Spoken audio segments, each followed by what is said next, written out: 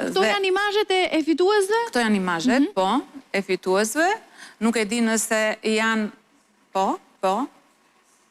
Edhe kjo sa e bukur, në Shqipëri kjo pamje. Po. Që të gjitha janë destinacione natyrore, fantastike të vendit tonë, destinacione edhe të trashëgimisë kulturore. Nuk e di nëse në montazh i kanë renditur vajzat të gjithë kategoritë. Po, këtu jemi në Kjo kategoria, po, trashëgimi. Ja, dhe kjo ishte një nga fotot më të bukura që u shpall, me xhubletën. Shumë e bukur. Fantastike. Folklor dhe trashëgimi ishte kategoria. Sigurisht edhe kjo është një tjetër destinacion shumë i bukur natyror i Shqipërisë. Po ajo që dua të them, Rudina, ishte pjesëmarrja e gjerë nga shumë shtete të botës, nga skaje. E thash edhe atë ditë nga... Edhe fituesit, mes fituesit, pati të huaj? Edhe mes fituesit pati, po sigurisht pati të huaj, nga Brazili, nga Gjermania, nga Italia, nga Slovakia, që thash ishte njëri nga ambasadorët, ishte fotografi slovak, nga Franca, këto janë 4-5 shtete që më vinë në mend që u përzgjedhën si fitues mes 7.000 sa fotografë dhe videobërësve që konkuruan. Mes tyre ne këtë vit përzgjedhën 800 fotot më të mira. Nëse vjet ne kishim, si me thënë, qëllimi jonë ishte të përzgjedhte 300 fotot më të mira për t'i futur më pas në fondin e artë të Agjencisë Kombëtare të Turizmit. Këtë vit prurit ishin të një cilësie shumë të lartë, prandaj juria vendosi që të përzgjedhte 800 fotot më të mira me titullin kontribues, pra ishin 800 videobërës edhe fotograf që morën titullin kontribues të promovimit të Shqipërisë turistike. Një punë kolosale, po ta mendosh, të shoh me mira foto dhe video dhe... Edhe të përzgjidhen më pas ato më të mirat. është vërtet një punë e madhe, po mbi të gjitha është një kënaqësi shumë e madhe. Kënaqësi shumë e madhe kur shikon që të huajt jo vetëm vinë, por edhe kanë, si me thënë, kanë vlerësuar në aparatet e tyre të celularit apo aparatet fotografike bukurit, manicet të vendit tonë. Pas çfarë ndodh me këto fotografi? Ju si Agjenci Kombëtare e Turizmit keni të drejtën t'i shpërndani? Po, sigurisht, sepse që në fillim kur ne shpallim thirrje, një nga kushtet është që ata që do të përzgjidhen si kontribuesit për promovimin e Shqipërisë turistike kanë kontratë me Agjencinë Kombëtare të Turizmit për t'i dhënë të drejtën agjencisë për t'i përdorur në fushata promovimi. Ne i përdorim në fakt çdo ditë, kush e di se sa herë në ditë, në mediat sociale, në rrjetet tona sociale, por jo vetëm,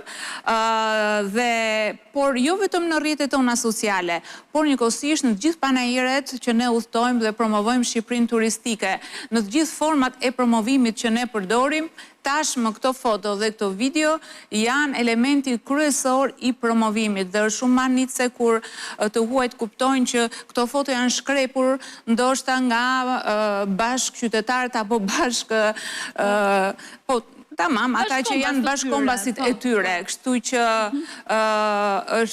nuk ka gjë më të mirë se sa ta rrëfesh bukurinë natyrore të Shqipërisë turistike për mes fotove të tyre. Është krejt e prekshme, krejt reale dhe çdo fjalë promovuese është absolutisht krejt e tepërt, sepse ana vizuale flet vetë tashmë. Pa diskutim. Dua të sjell një për Tea Treshin. Po. Tea 3.0, apo jo? Po, Tea 3.0 para... Ka një risi tani? Tea 3.0 si risi jështuar mundësia që ato që e kanë të shkarkuar apo ato që dëshirojnë të shkarkojnë, tek Tea do të gjenë tashmë dhe të gjithë vendodhjet e plazheve, si plazhet publike ashtu dhe plazhet private.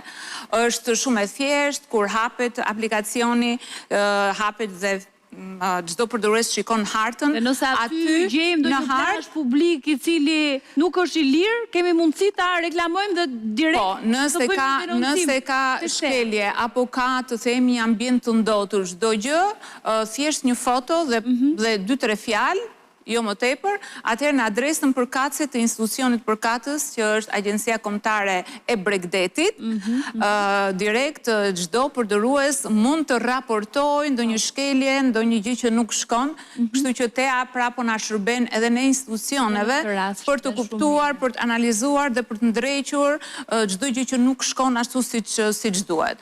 Pra tashmë TEA ka gjithçka brenda. Ka eventet, ka destinacionet natyrore, destinacionet trashëgimisë kulturore. Gjithë zonën rreth ka absolutisht, ka të gjithë shërbimet, hotelet, restorantet, agroturizmat, spitalet, atë më çdo gjë, dhe këtë vit janë futur edhe plazhet.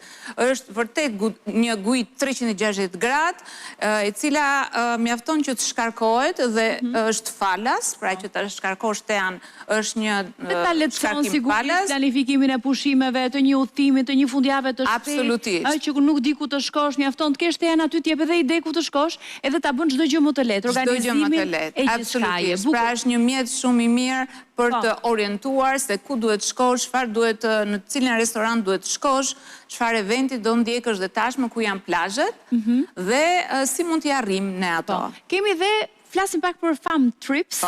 Që Family Trip është një term, është një term. Dhe planet mbulim që na vijnë.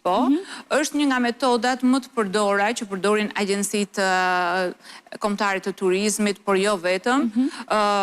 Dhe kjo është tamam një organizim, një udhëtimi, tripi të njerëzve të cilët kanë influencë tek komunitetet, ato mund t'jenë influencer, blogger, mund t'jenë përfaqësues të agjensive të udhëtimeve, pra njerëz që kanë, si më thonë, besueshmëri në dhënien e sugjerimeve për udhëtime të ndryshme. Këtë vit ne vazhdimisht organizojmë me grupe të ndryshme, pra grupe interesi, por këtë vit neve deri më tash kemi organizuar 2 fam tripe me gazetar edhe producent francez të kanalit 5 francez, patëm para disa ditësh komentuan për Beratin, kishin ndaluar në disa qytete. Ajo ishte në fakt organizimi i Agjencisë Kombëtare të Turizmit, ne bëm çdo gjë, derisa ato xhiruan dhe prodhuan një dokumentar të mrekullueshëm, i cili është tashmë i transmetuar, po ashtu shumë interesante ishte një fam trip me influencera nga Izraeli. Ato ishim shumë të famshëm si influencera, kishin miliona ndjekës, ngelën të manitur nga bukuritë e Shqipërisë, donin shumë të udhtonin veçanërisht në veri, pëlqenin shumë sportet e aventurës, dhe tashmë po përgatisim një tjetër fam trip me një bloger të famshëm prap nga Izraeli dhe më pas me të tjerë agjensi dhe influencera dhe gazetar spanjoll dhe do vjojmë pastaj me të tjerët. Është një mënyrë shumë efikase sepse gjithë informacioni shkon direkt në destinacion, në audiencat e duhura. Dhe në fakt, e këti si thua planifikimi që është bërë i bukur me bloggerë dhe me influencerë dhe gazetarët francez, është ndjerë, duket sikur ka shumë turist francez në Shqipëri, pra ndjehet me njëherë efekti. Është vërtet, dhe spanjoll ka shumë, dhe holandez ka shumë, sepse vjet dhe par vjet ne organizuam shumë. Spanjoll ka pasur jashtë vitet e kaluara. Kështu që në fakt fam tripet janë është një nga elementët më të mirë, më ndikues të promovimit. Dhe ne e përdorim her mbas here. Por edhe TEA nuk është thjesht një aplikacion që shërben, por është dhe një aplikacion shumë promovues, sepse ne TEA-n e promovojmë kryesisht në Google, dhe duam që TEA të njihet botërisht, siç është njohur gjatë tashmë, dhe pra TEA është multifunksional, të themi, është i shërben njerëz dhe i orienton për ato që ne thamë, por promovon. Është një aplikacion shumë i mirë, promovues për të gjithë bukuritë që ka Shqipëria të gjithë eventet që ndodhin në Shqipëri, trashëgimia kulturore, sportet e aventurës dhe festivalet dhe çdo gjë tjetër dhe tashmë plazhet dhe njëkohësisht na jep mundësi ne që të marrim shumë të dhëna përmes teas se kush kanë qenë vizitorët e këtij viti, vitit të kaluar për shembull, interesat e tyre, preferencat e tyre. Po, çfarë restorantesh kanë vizituar çdo gjë, çdo gjë është një së turistëve në Shqipëri. Dhe kjo më pas orienton shumë politikat e zhvillimit të turizmit. Pra, është të themi një instrument shumë dimensional dhe shumë i mirë që Agjencia Kombëtare e Turizmit në fakt po e shikon me prioritetin parësor. Vera, në fakt sapo ka nisur dhe duket që këto gjëra janë përgatitur mirë për të pasur një verë të shkëlqyer plot me turist, edhe besoj që duke kaluar koha dhe duke u promovuar Shqipëria gjithnjë më shumë dhe kjo duke u ndjerë më pas edhe në atë që ne presim drejt për së drejtë, të gjithë shqiptarët, për ta ndjerë efektet pozitive të këtij turizmi, jo vetëm operatorët turistik të prekur drejt për drejt, po të gjithë letë. Të gjithë nga pak duke qenë hallka të gjithë këtij sistemi të madh mikpritës. Tashmë për turistët që vinë. Sepse të gjithë duhet jenë në unison sa i përket rritjes së cilësisë të shërbimit. Mbasi sfida më e madhe në muaj që na presin, po dhe në vite që na presin, është pikrisht një turizëm i qëndrueshëm, një turizëm gjithvjetor dhe një turizëm i nivelit të lartë, një turizëm cilësor.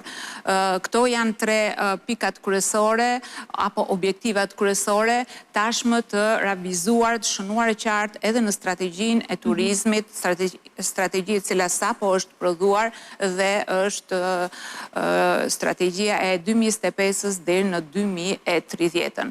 Turizmi qëndrueshëm, turizmi cilësor, prandaj dhe qeveria shqiptare i ka dhënë fokus shumë të madh përmirësimit të infrastrukturës, qëndrueshmërisë, siç e thash, dhe luftë për një sezon sa më të gjatë, gjithvjetor, pra të punojmë të gjithë së bashku që ta zgjasim sa më shumë sezonin turistik.